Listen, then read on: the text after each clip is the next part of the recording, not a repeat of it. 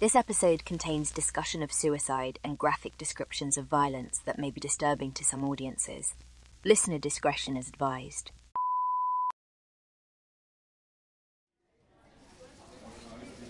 It's late afternoon on December 6, 1989, and scores of students shuffle from the cold Canadian winter into École Polytechnique, an engineering school affiliated with the University of Montreal.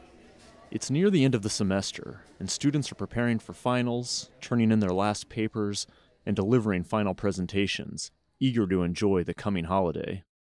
On the building's second floor, a few dozen final-year mechanical engineering students have been sitting in a large classroom for more than 2 hours, listening to one another's presentations. As a student sits by a projector presenting on heat transfer to the class, an unknown young man wearing blue jeans and a heavy winter jacket calmly walks into the room. Most don't immediately notice the long object he's holding in his hands as he walks up beside the presenting student. "All right, everyone, stop everything," the man shouts, seizing the class's attention. The students glance around in a mix of confusion and bemusement. Some even whisper or giggle to each other, thinking it must be some sort of joke. The man then makes clear the object he's holding, a semi-automatic hunting rifle he'd bought a few weeks earlier at a sporting goods store. He fires a shot into the ceiling and yells, "Girls to the left, guys to the right." Still, nobody moves, so he yells his order again more forcefully. This time, the students start to comply. In the melee, several scamper in the wrong direction, and the gunman redirects them. Men by the exit, women to the back. Finally, about 50 men have reassembled to one side, and 9 women to the other. The gunman then instructs, "Guys get out, girls stay here." As the men shuffle out confused, the gunman admonishes them to move your asses. Still unsure of what to make of the situation, this jab leaves some students clinging to the idea that this is all just an elaborate end-of-semester prank.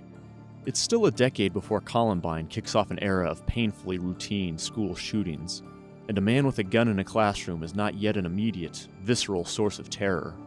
Surely, the rifle only contains blanks, some of the men think as they walk out. The gunman even seemed to crack a smile. Others conclude that it is a serious situation, maybe a robbery or a hostage situation. That could explain why the men and women were separated, perhaps for long-term holding purposes. But as the men leave the room, several are surprised to see no other gunmen outside. After the last male student leaves, there's a long silence in the classroom. Then the gunman asks the women, "Are you wondering why you're here?" In response, one of the women asks who he is. His answer erodes any last hope that this is a joke. "I fight feminism," he replies. "You're all a bunch of feminists, and I hate feminists."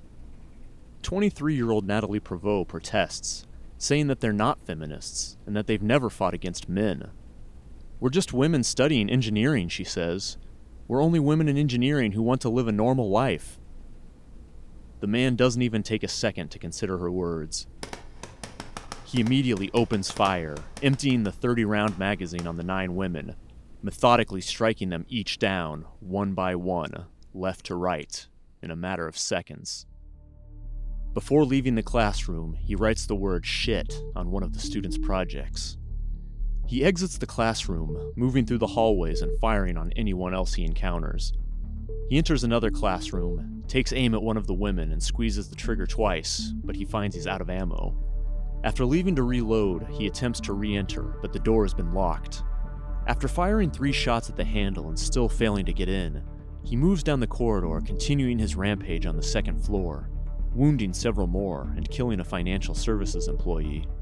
He then moves down to the first-floor cafeteria, where more than 100 people are dining.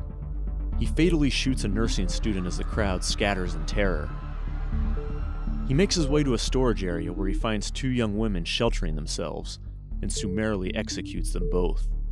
On his way out, he spots a man and woman together under a table and instructs them to get up, but he allows them to leave unharmed.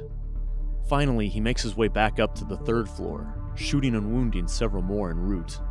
He enters a classroom with more engineering students, who have so far remained oblivious to the massacre unfolding below them. 3 students are giving a presentation on an elevated stage, and as the gunman walks towards them, he again yells for the men to get out. But this time, he doesn't wait. He immediately shoots Maurice Leclerc, the woman on stage, then turns around and opens fire on the front row of students. As others rush toward the door, he fatally picks off 2 more, then turns back to the classroom tables, where several have sought cover. One by one, he shoots 4 of the remaining women. He then returns to the stage, where Leclerc is still lying, moaning and begging for help. He pulls out a knife and stabs her several times, bringing her cries to an end. By now, someone has pulled the fire alarm, and police sirens are wailing outside. The massacre is over, and there's just one thing left to do. 25-year-old Marc Lépine, now the deadliest mass murderer in Canadian history, takes off his coat, wraps it around the barrel of his gun, and mutters, "Oh shit," as he shoots himself in the head. His 20-minute rampage left 14 dead, all women, and another 14 wounded. But they wouldn't be his last victims. Many of those who'd managed to escape Lépine that day would go on to endure survivor's guilt, post-traumatic stress, and debilitating depression. Before this type of mass shooting became horrifically common, there weren't yet many resources or support groups that could help survivors cope in the aftermath of such an event. At least 2 students would later die by suicide after leaving notes that cited the massacre as the main source of their distress. In turn, both parents of one of those students would die by suicide themselves, unable to handle the loss of their only child. Other students would go on with life, but not the one they had envisioned.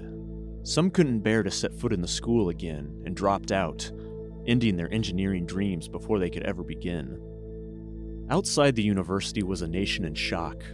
Canada had never seen a rampage like this before, particularly one motivated by such naked misogyny. Still, many wrung their hands and sought answers as to why someone would do this, despite the fact that Lépine had left little mystery about his motives. In addition to exclusively killing women and telling his victims to their faces that he was acting in a fight against feminism, Lépine also left a 3-page suicide note in his pocket. He explained that he was acting not for economic reasons, but for political ones, and that he had decided to, quote, "send the feminists, who have always ruined my life, to their maker." He went on to rail against women for getting benefits like maternity leave, while also now seizing men's advantages. He blamed women for the preceding 7 years of his life that had been joyless, seeming to tacitly blame them for his rejection from the army and his academic failures. The note ended with a list of 19 prominent female journalists, TV personalities, and union leaders Lépine deemed radical feminists that he would have killed if he'd had more time. It was later learned from family and acquaintances that Lépine was deeply resentful that women were moving more and more into traditionally male-dominated careers, like engineering, and taking what he regarded as men's rightful positions in schools and the military. He himself had twice been rejected from École Polytechnique, so choosing that as a target appeared to be one part revenge and one part to find female engineering students he regarded as de facto feminists who'd taken seats from men. In reality, blaming women for these failures made no sense. Lépine had not been rejected from the university because women had taken his place. He just hadn't completed the prerequisite courses needed to enroll. In his rejection from the military, he said himself in his suicide note that it was because he was deemed to have antisocial traits. Go figure. Lépine's disdain for feminists, and likely women more broadly, may have gone much deeper. Of course, trying to psychologically analyze someone posthumously is fraught. But in the aftermath of the massacre, it was widely reported that Lépine had had an abusive father who exposed him to misogyny and a low regard for women, including his mother, from a very young age. He'd also had a very strained relationship with his sister, who would reportedly ridicule him relentlessly and publicly. As a teenager, he would fantasize about her death, and once even dug a mock grave for her and placed her photo at its head. Lépine did, however, long for a romantic relationship with a woman, according to family members, but he was never successful. In fact, he didn't really even have female friends. Women who had known him said he had no idea how to act around them. He was extremely shy and uncomfortable with women, something made worse by self-consciousness over his chronic acne. He would apparently try to overcompensate for this by being bossy with women and trying to show off his computer skills. Some recounted that he was actually very nice to them initially, but if they indicated they weren't interested romantically, he would immediately harden and withdraw completely. Sometimes he would even get mad. There was also a wider societal backdrop preceding Lépine's anti-feminist rampage. Over the previous 2 decades, feminist causes like protections against domestic abuse and sexual harassment, as well as greater reproductive, property, and employment rights, had made strides in Canada. Women were gaining more autonomy and showing up in greater numbers to careers traditionally dominated by men. Women's rights movements only became more vocal in the 1980s as the country took a conservative turn politically. But voices uncomfortable with, and outright hostile to feminist gains also became more vocal. In what's become a perennial response around the world when women make gains, some political and religious figures lamented the erosion of the traditional family and pined back to a time when women dutifully devoted themselves first and foremost to the roles of wife, mother, and home caretaker. Some voices further warned that feminist movements were going too far and demanding solutions to non-existent problems. But the Montreal Massacre was very inconvenient to those voices. In many lone wolf atrocities, the perpetrator's motives are murky, but this was not one of those cases. Lépine explicitly stated that he was targeting women and that his goals were political, by very definition an act of anti-feminist terrorism.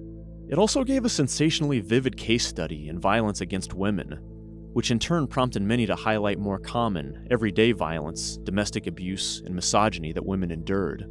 And it gave an extreme illustration of the discrimination women faced when pursuing traditionally male fields.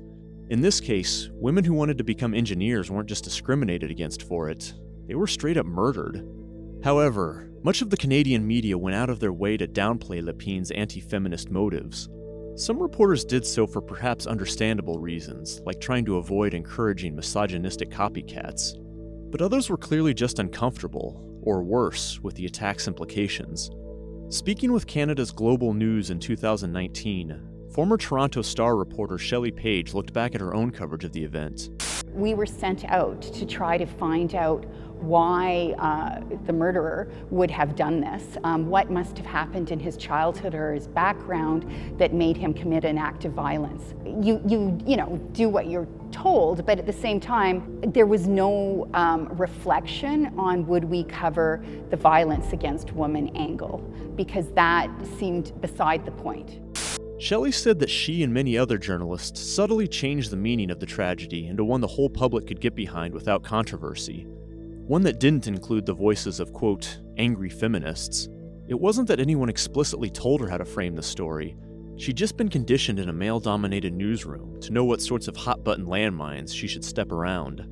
Writing in the Ottawa Citizen in 2014, Shelley said, "I fear I sanitized the event of its feminist anger and then infantilized and diminished the victims, turning them from elite engineering students who'd fought for a place among men into teddy bear-loving daughters, sisters, and girlfriends. They weren't killed for being daughters or girlfriends, but because they were capable women in a male-dominated field. I should have written that then." But some journalists went further than simply sidestepping feminist angles. The day after the massacre, Canada's most watched television program, The Journal, continued its coverage, led by one of the most well-known and respected journalists in the country, Barbara Frum. But that night, while interviewing a panel of guests, she took an uncharacteristically leading and rambling line of questioning, taking great pains to undermine the idea that the massacre was an attack against women. Susan Hyde, June, and Michael Kaufman have both said this is an act against women. Isn't our common humanity diminished by any such multiple murder, any such monstrous crime? Why do we diminish it by suggesting that it was just an act against one group? Isn't it against all our humanity? What I am sort of puzzled by is that I heard so many women all day say, this has happened because our society permits violence against women. Look at the outrage in the country. Where's the permission to do this to women? But isn't the crime the brutality against this particular group this time? It could have been another group. Would we be having vigils for every group? If it was 14 men, would we be having vigils? Isn't violence the monstrosity here? There was, however, one prominent person who spoke up for women in the immediate aftermath. Natalie Prevost, the student who had challenged Marc Lépine in the classroom where he began his rampage, was shot 4 times and left for dead. But she did survive. Speaking to a group of reporters from her hospital stretcher 2 days later, she implored young girls not to let this tragedy derail their dreams. I ask every girl in Quebec and everywhere in the world who wants to be an engineer to keep this idea in their mind. because engineering is a great profession. Though resistance to the idea that the Montreal Massacre was an anti-feminist attack would endure, it would lessen over time, and even give rise to a new generation of feminists. For her part, Prevost says she never thought of herself as a feminist before the attack, and had told the shooter as much. But afterwards, she wholeheartedly embraced the label, and still remains a prominent activist. In 1991, the Canadian Parliament officially established the Montreal Massacre's anniversary of December 6th as the National Day of Remembrance and Action on Violence Against Women, a commemoration that occurs annually to this day. But for some, Marc Lépine isn't a source of disgust, but veneration. And December 6th isn't a day for solemn remembrance, but for celebration of, quote, Saint Marc Lépine Day. In the lead up to the 30th anniversary in 2019, a Montreal man began publishing blog posts praising Lépine, saying that December 6th should, quote, be a day when we remember the first counterattack against the feminazis' war on men. These posts reportedly featured doctored photos of Lépine with an assault rifle in front of a group of women, as well as women who had been decapitated, among others. The man, who had previously been charged with making death threats against women years earlier, was convicted of fomenting hatred of women and given a 12-month prison sentence. But his case was only unusual in that it ultimately yielded police intervention and charges. He was just one of at least thousands of men who have expressed admiration for Marc Lépine online. Decades after his rampage, he would re-emerge as a folk hero for many that identify as involuntarily celibate, or incels. What began as a benign online support network in the mid-90s for those who had trouble finding romantic success, inceldom would evolve into something much darker over the years. From it would sprout a violently misogynistic ideology that would radicalize many sexually frustrated men into an all-consuming hatred of women. As this movement grew, Marc Lépine would come to be seen by many in retrospect as the first incel mass murderer. Unfortunately, he would be far from the last. On this episode of Man-Made Catastrophes. As far as the eye can see, stretch scenes of desolation and ruin. Shoot everything, man, woman, children. The result is a prolonged period of concealment by government. And the daily news reports of body counts and the almost frenzied search for what went wrong. The troops have been firing indiscriminately. If this all looks tragically familiar, it is. Man-Made Catastrophes. The original concept of involuntary celibacy was actually coined by a woman. Alana, who's asked in media interviews that her last name not be used, was a Canadian undergrad in the early 90s who had never had a romantic partner. She oscillated between blaming her looks and blaming her ignorance of how the dating game was played, and she wasn't entirely sure about her own sexuality to boot. Eventually, at 24 years old, she began identifying as a bisexual and dated a woman, her first ever romantic experience. When they broke up a few months later, Alana began to look back at her experience and wanted to help others who had similar struggles. She toyed with a few possible names to label people in her situation: late bloomer, non-blooming, perpetually single, and then eventually landed on involuntarily celibate. In 1997, she started a simple website called Alana's Involuntary Celibacy Project, which was intended as a support group, open and welcoming to anyone of any gender. At some point during those early years on the forum, involuntarily celibate was abbreviated to incel. Now, before we go any further, I want to make a distinction. Those who identify as incels include a wide range of people with disparate beliefs and attitudes toward women. Some, in fact, are women themselves. At its core, incel is simply a label for those who would like to have sex or romantic relationships, but for whatever reason, aren't able to. There's nothing inherently sinister about those who identify as incel. Many male incels, in the beginning and still today, are good, earnest people with no ill will toward women. They just haven't had much romantic luck with them. On the other hand, some male incels have very toxic, hateful, and misogynistic attitudes towards women. To avoid conflating the former with the latter, I'll be referring to the latter specifically as misogynist incels throughout the episode. Now back to Alana and her early incel forum. She's recalled in interviews that this forum did have a male majority, and some of those men could occasionally spout harsh generalizations about women and come off as angry. But it was generally a friendly atmosphere where all genders traded stories, shared their feelings of loneliness, and offered constructive advice. One pair who met on the site even got married. But one of the site's fundamental flaws was that once somebody overcame their difficulties and began dating, they tended to graduate from the group, rather than stick around to mentor newer members and show that involuntary celibacy wasn't permanent. This applied to Alana herself, who gradually gained confidence, began having more consistent dating success, and drifted away from the group. Decades later, she would look back in horror at what her incel creation ultimately became. It feels like someone being the scientist who figured out nuclear fission and then discovers it's being used as a weapon of war, she told The Guardian in 2018. As internet access grew in the early 2000s, other incel forums sprouted up, some less moderated than others. These forums began drifting further from being constructive and inclusive mutual support networks, and more toward destructive echo chambers for aggrieved men to trade thoughts on how women were the root of their frustrations.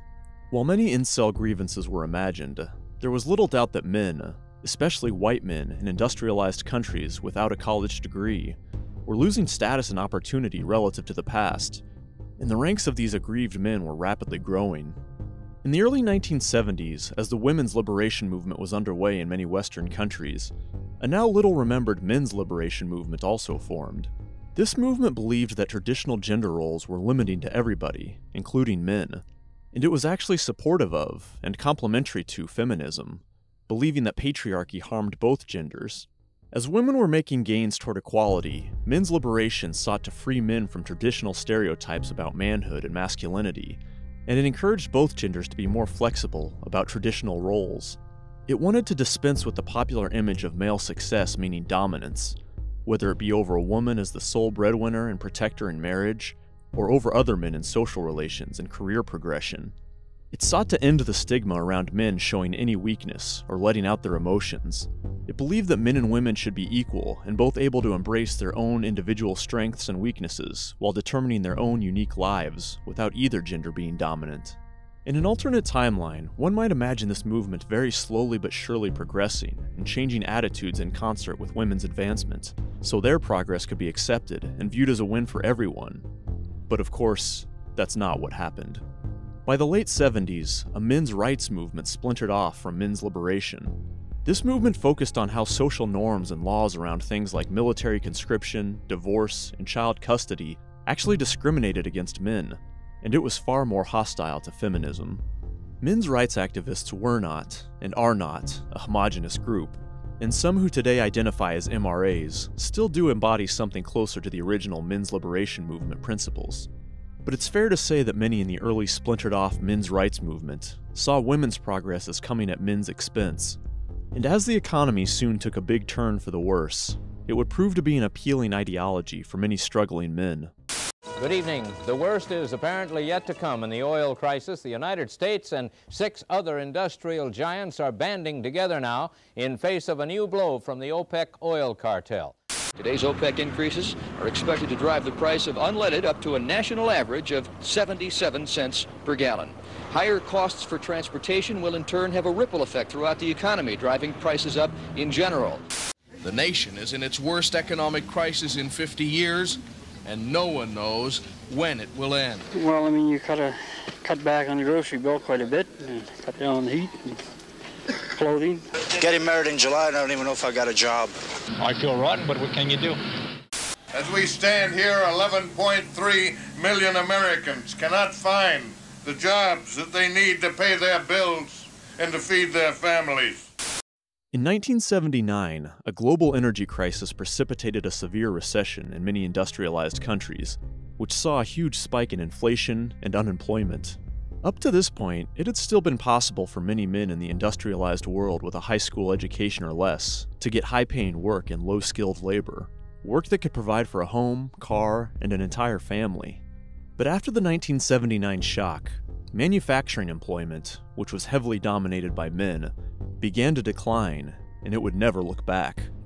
Even after the recession dissipated a few years later, the number of these jobs continued a steady decline as automation and globalization rapidly eliminated or outsourced them. This hemorrhaging only accelerated in the early 2000s as China's ascent to the World Trade Organization cemented its role as the world's factory. At the same time, the information age was turbocharged by the internet, placing a greater and greater premium on knowledge work. For the United States and other industrialized countries, service work predominantly done by women was much less affected by these developments. It's much harder to outsource or automate jobs like waitress, maid, or masseuse, professions heavily weighted towards women. Furthermore, the market shift away from labor toward knowledge work also advantaged women, who overall tend to outperform men academically. In 1980, there was a perfect 1-to-1 ratio of women and men in universities. Today, there are 3 women enrolled for every 2 men, an imbalance that continues to grow. By most measures of affluence and power, women still trail men substantially in absolute terms. But in relative terms, men have indeed lost significant ground. For instance, women still earn less than men on the whole, to the tune of about 84 cents on the dollar, but that's up from 64 cents in 1980, a rather astonishing gain that in large part owes to stagnating wages for working-class men. As of 2019, women under 30 actually earned as much or more than their male counterparts in 22 out of 250 U.S. metropolitan areas, including New York City and Washington, D.C., according to a Pew Research Center analysis of Census Bureau data. A perennial complaint on incel forums is that women have become too picky in their partners. Hypergamy, defined as a woman's desire to match with a man who has a higher social and economic status than herself, is a frequent point of frustration, with many on these forums deriding women for having ever-increasing standards for mates as their own socioeconomic statuses improve. One frequent refrain is the pseudoscientific claim that 80% of the women now pursue the top 20% of men, something made easier by the advent of dating apps. This leaves men who are insufficiently tall, attractive, or wealthy hopeless in the sexual marketplace. According to this narrative, women used to be much more likely to settle for the men in that bottom 80%, due to their need for the financial and physical security that a stable male partner brought. But feminism and advances in women's economic and sexual autonomy have deprived these men of their birthright to sexual fulfillment. Made-up statistics and entitlement to women's bodies aside, they aren't entirely off the mark. As women have narrowed the wage gap, they have become less reliant on men. They've become more empowered to leave abusive or unfulfilling relationships, or forego them in the first place. Women are marrying and having children later, or not at all. And a mix of better legal protections, better access to birth control, and declining stigmatization of sexuality have separated sex from procreation, and given women a much higher degree of sexual freedom than decades ago. In the developed world, at least, a woman remaining single indefinitely and enjoying sex and romance on her own terms is more manageable than ever. But for men like Mark Lepine, and those who would later identify with misogynist inceldom, these societal shifts came while traditional beliefs about masculinity and the definition of male success remained largely intact, and it left them feeling pushed aside and increasingly irrelevant. These men weren't only losing their status as gatekeepers of women's financial security, they also felt they were losing their ability to achieve financial security even for themselves. Women were encroaching on roles that had always been reserved for men. They were becoming financial breadwinners and gaining more control over that most precious of commodities, their sexuality. This would eventually coalesce into one of the fundamental tenets of misogynist incel ideology, the idea that male privilege is a myth. In fact, it's women who now hold the real power in society. Men who aren't genetically gifted or wealthy live repressed under their thumb, increasingly relegated to societal irrelevance. Many would come to believe it was a situation that needed to be rectified, even through violence if necessary.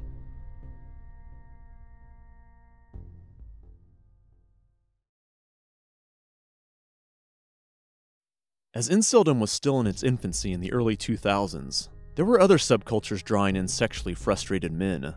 Perhaps the most famous was pickup artists, or PUAs.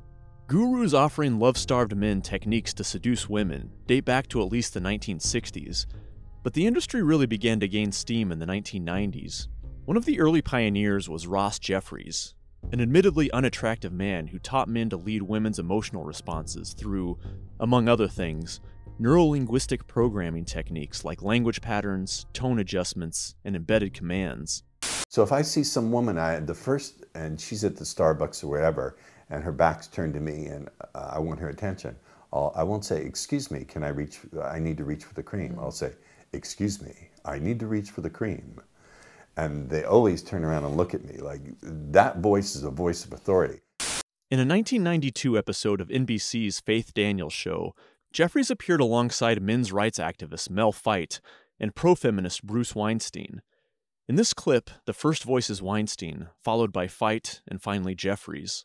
There is a power imbalance in our society, but who wields the power? It is men who wield the power, and I'm here to say, I'm here today to say that it is time for men to give up our power and authority and our privilege, because we have dominated women, we have dominated other men, we have dominated the planet for too long, and it has got to stop.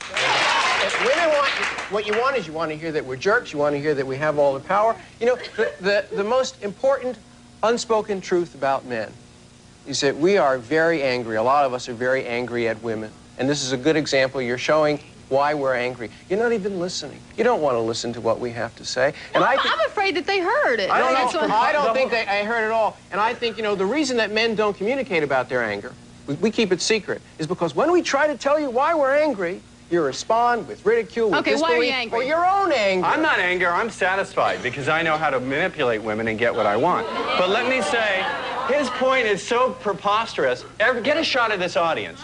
Every woman sitting here is sitting on more power than Con Edison pumps out in 10 years.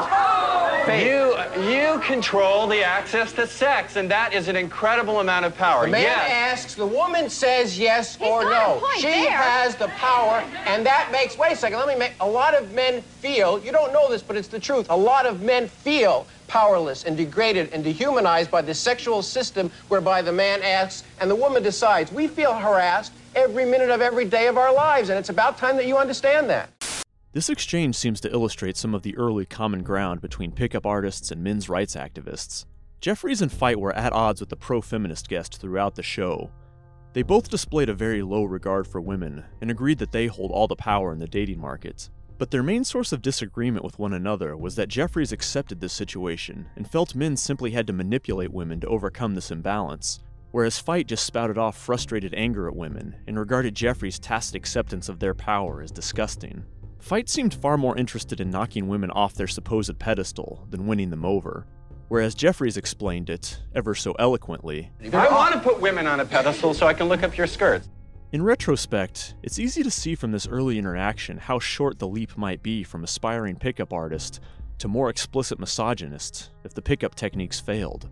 By the late 1990s, Jeffries' disciples started branching out on the early internet, starting email lists, discussion forums, and blogs to trade pickup techniques. One person Jeffries influenced was Eric von Markovic, an aspiring magician who went by the pickup alter ego Mystery. In the late 90s and early 2000s, von Markovic developed his own brand of pickup artistry that he called the Mystery Method, a finely tuned playbook for manipulating social interactions with women step by step to build attraction, comfort, and ultimately seduce them. Most of the steps in this process, taken on their own, seem fairly benign, like peacocking, which means to wear eye-catching clothing to attract attention and start conversations, or approaching women with an opener, like asking for their opinion on some romantic dilemma. But some were more controversial, like giving them backhanded compliments to undermine their confidence. The ace in this deck of tricks is the neg, short for negative. That means forget the compliments, guys. It's been 3 minutes, but it feels like an hour. Instead, try teasing her, even mocking her a little. It's like talking to you is like pulling teeth. Mystery's method differed substantially from that of Jeffries, but it was similar in that it essentially de-individualized women and reduced them to sexual targets to be conquered through prepackaged tactics. In 2001, Mystery began running boot camps, where he took average frustrated chumps, as they were called in pickup parlance, out to bars and coached them in how to pick up women. One of his first students was the writer Neil Strauss, who went on to befriend Mystery and become a major figure in the pickup subculture himself.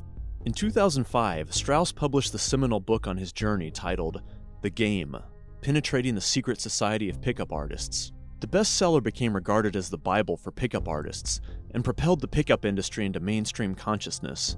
It attracted perhaps millions of men to dabble in the techniques it chronicled, and Mystery parlayed his newfound fame into a VH1 reality show. Last season on The Pickup Artist, a man named Mystery took 8 lovable losers. I'm petrified of trying to go up to a woman. And turned them into Casanovas. Inevitably, though, the tactics touted by these master pickup artists failed to work for many of the men who tried them, especially as they became known to the masses. After a few years of widespread media coverage and legions of men at bars making clumsy negs and canned openers, women were wising up. For so-called average frustrated chumps, pickup artistry became just another false promise, one that would only inflame growing resentments. During this time in the early to mid-2000s, the emergence of social media and platforms like YouTube were beginning to connect these men like never before, and give a megaphone to more extreme viewpoints. Then in 2008, the entire socioeconomic order of the Western world was upended. In a fortuitous bit of coincidental, yet rather symbolic timing, as the final season of VH1's The Pickup Artist was wrapping up, an economic shock began to unfold. Millions of men would join the ranks of the aggrieved, and many who'd harbored low-key misogyny would be radicalized into something much more sinister.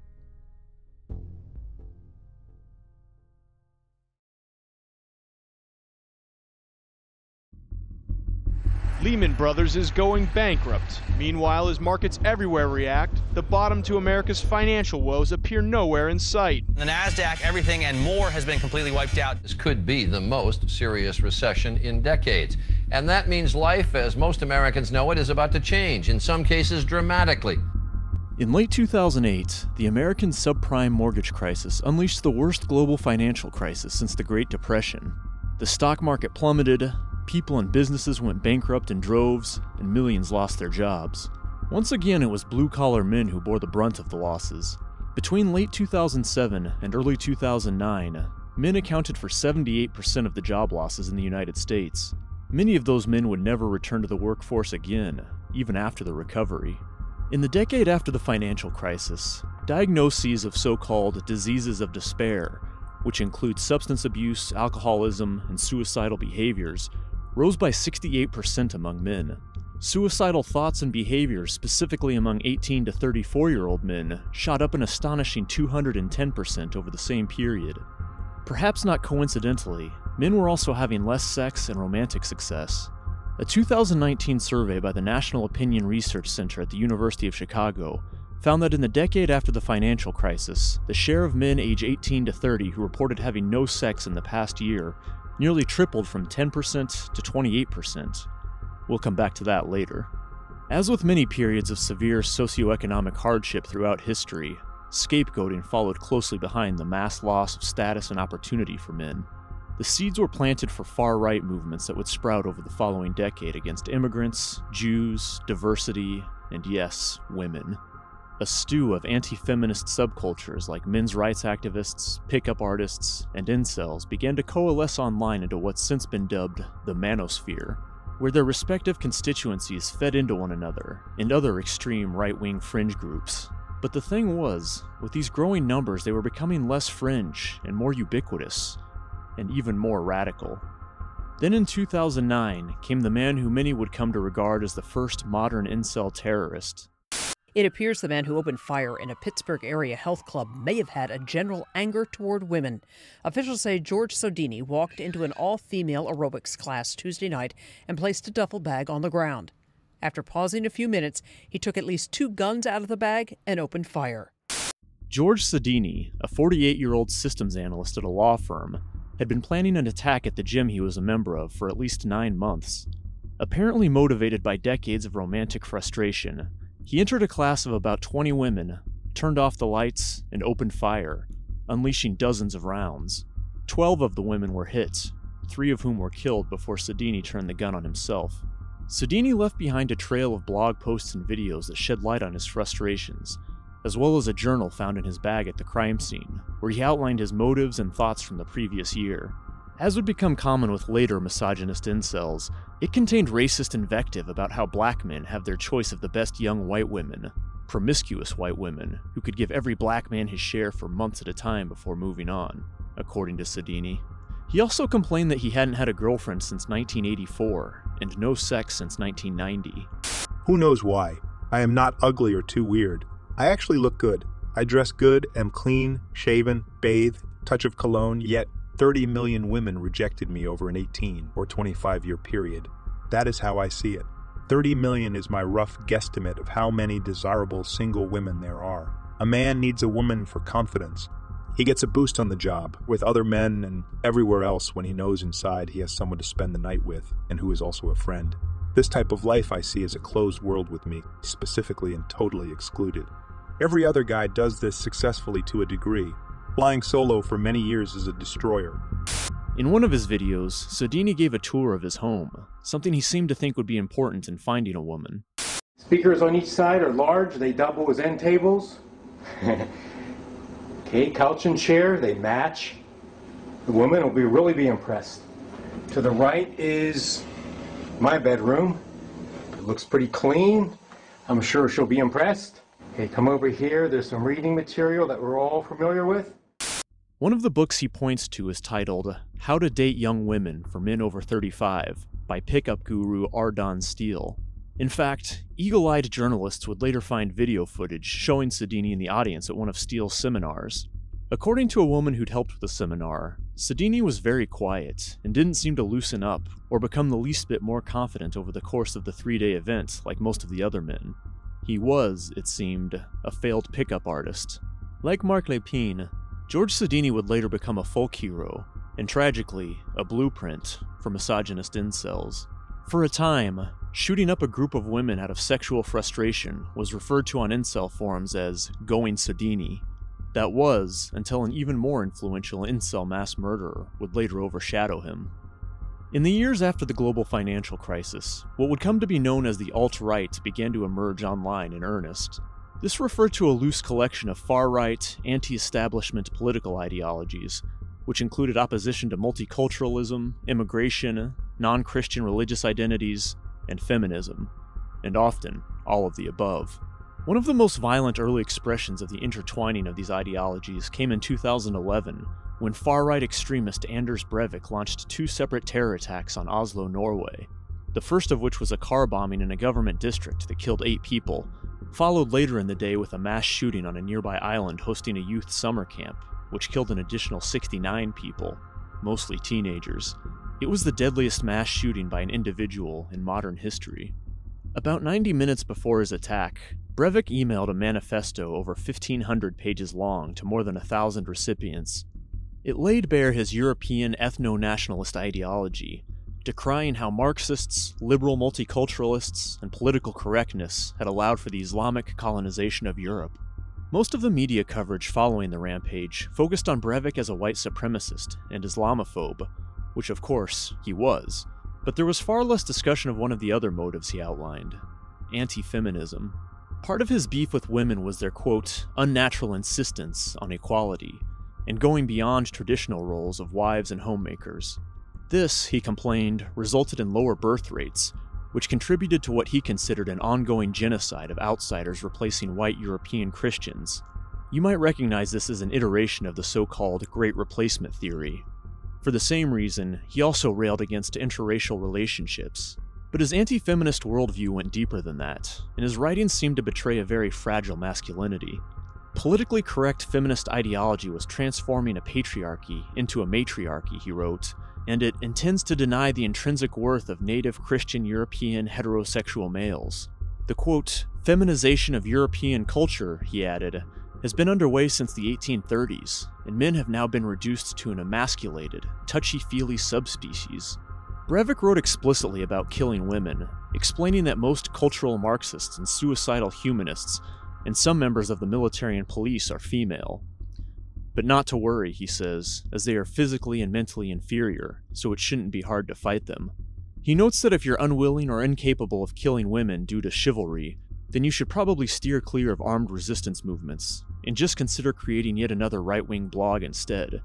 He instructs potential followers that they must, quote, embrace and familiarize yourselves with the concept of killing women, even very attractive women. Breivik didn't quite fit the mold of an incel, in that he didn't appear motivated by personal sexual frustration. He was all for being chivalrous and protective of women, at least white Christian women, if they played by the rules of the patriarchy. But he did hold beliefs that would later be frequently echoed in misogynist incel talking points. He lamented the detrimental effects of the, quote, sex in the city lifestyle, women's promiscuity, and the erotic capital they use to manipulate men. His disgust with interracial relationships would likewise be very recognizable in later misogynist incel manifestos. And while he maybe wasn't exactly an incel himself, his violent anti-feminism would make him yet another folk hero to some among their ranks. Over the next few years, the online manosphere rapidly expanded, fueled by YouTube, Reddit, and anonymous message boards like 4chan, where extremist posts were rewarded with the most attention. While the manosphere would remain a very loose collective of disparate and often conflicting ideas, a somewhat unified anti-feminist ideology was beginning to emerge, which even had its own lexicon. For instance, the usage of red pill terminology came into widespread manosphere use during this time, a nod to the 1999 film The Matrix, where the protagonist Neo is given the choice between continuing to live in delusion or having his mind unplugged from the simulated world. After this, there is no turning back. You take the blue pill, the story ends. You wake up in your bed and believe whatever you want to believe. You take the red pill, you stay in Wonderland, and I show you how deep the rabbit hole goes. Remember, all I'm offering is the truth, nothing more. While there's no single agreed upon definition, blue pill tends to allude to so-called normies who hold on to the mainstream delusion that we live in a patriarchy. Taking the red pill, on the other hand, means awakening to the reality that in fact socially, economically, and sexually, women hold the real power, and they often use it to oppress men. Another concept that proliferated was an obsession with alpha males, aggressive, dominant men who are the natural social leaders, embody masculinity, and have no trouble with women. Men that incels either envy and try to emulate, or disdain, often both. Alphas would later come to overlap with chads, muscular, popular men who get all the girls, both the hyper-attractive Stacys and the more average Beckys, as they would come to be known. Related to this is the 80-20 principle, which posits that 80% of women, all the Stacys and Beckys, only desire the top 20% of men, aka the chads, and lavish them with sex and attention, while the remaining 80% of men are left to compete over the bottom 20% of women. For men at the very bottom, the numbers just don't add up, resulting in a proliferation of incels. This sets aside a widely held misogynist incel worldview that may on its face seem contradictory. Misogynist incels hate women who won't sleep with them, and also hate women for being promiscuous. In their imagination, women's sexual freedom is the reason none are sleeping with them. They're all taking turns sleeping with, or trying to sleep with, the highest status alpha males, who are hoarding all the sex. An average woman may settle for a beta male, or normie, at some point as she begins to age, but it's most likely transactional. She wants children, the social network and status that marriage provides, or just economic subsidization. But she won't respect this beta. She'll probably just end up cheating on him, mistreating him, or leaving him and taking his children and half his wealth with her. Or if she doesn't settle for a beta, she'll just age into spinsterhood, leaving the very bottom men mathematically destined to lifelong inceldom. As these men see it, in the good old days, women were limited in their number of sexual partners by social stigma and the threat of pregnancy. At the same time, a lack of economic opportunity and exit ramps from bad marriages essentially forced women into long-term monogamous relationships from a young age. Hence, women's advancement has been a means of exploiting and atomizing men. This line of thinking is often used on forums to promote policies that would regulate women's sexual freedom. Policies like state-enforced monogamy, criminalizing birth control, or even placing a sexual marketplace score on all men and women that relegates them to shacking up with those of the same score. Policies like these would guarantee every man the woman he's entitled to. Of course, plenty in the incel communities recognize these proposals as fanciful. Many felt they just had to accept their hopelessness, so they would stew in these communities with others who would only reinforce and amplify their hopelessness, and pin the blame exclusively on women. Feminists became nothing but male-oppressing man-haters, and women more generally a monolithic group of shallow, vapid, selfish, irrational, conniving, evil sluts who only give the time of day to the most brutish jocks. Eventually, one figure would become the ultimate folk hero to many of these men, the prototypical misogynist mass murderer, and an explicitly cited inspiration to numerous subsequent killers. And he would help crystallize misogynistic inceldom into the extremist ideology it ultimately became. Hi, Elliot Roger here. Well, this is my last video. It all has to come to this. Tomorrow is the day of retribution. The day in which I will have my revenge against humanity. Against all of you. In the next episode, we'll dive into the second and final part of our look at how inceldom went from a constructive support network to racking up an unimaginable death toll.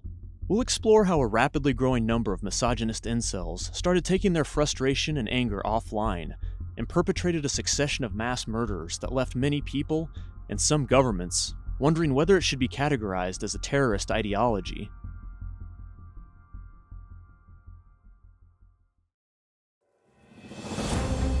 This episode was based on numerous sources. One of the most notable was the book Because They Were Women, The Montreal Massacre, by José Boileau. For links to that and other sources, head to our website at manmadecatastrophes.com, where you can also see a transcript of this episode and see our full archive and other ways to listen. Thanks for subscribing, and see you soon for part 2 of the Incel Massacres.